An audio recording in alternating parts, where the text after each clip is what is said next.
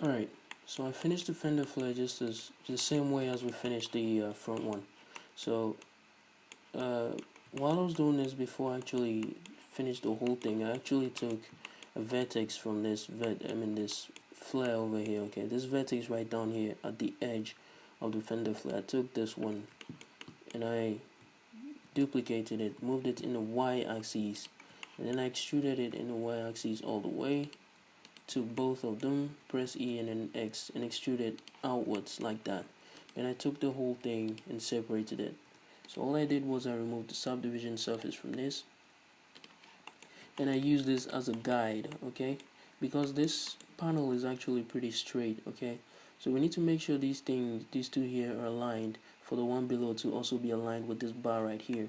So I actually did that so I could place this in alignment with it, okay.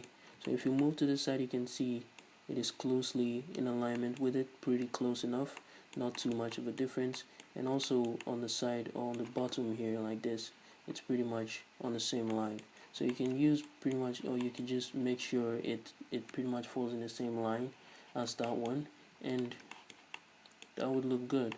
And another thing I did was in the front fenders, we actually didn't add in any loop cuts in the middle here. So all that I did was, what you would have, there will be no two loop cuts in the middle here, okay. So it pretty much looked like this, and these were on the sides. So what I did was I dissolved these over here, including the ones on the end, and then I added in two loop cuts here.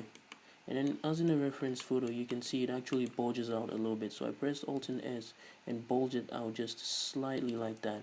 And then I added in the loop cuts that we needed.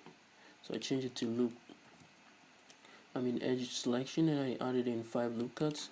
Deselect the outermost 2 edges and dissolved it, and then added in 5 over here as well. Deselect only that one and dissolve it, and then add one more through the middle. Now I select all the 4 and I press Alt and S and move it up just tiny like that. So you can see, so because I added that in, it was flat, so I had to bulge it out in order for it to look a little bit more rounded. So I just bulged it out a little bit like that. So that was all I did different in the rear fender. So I also bulged it out the same amount as I did this one. So you could just do that to your fenders and make sure they look nice and smooth like that. Bulge it out a little bit to look more to look a little bit more realistic. Alright, so that's pretty much it for this video. I'll see you guys in the next video.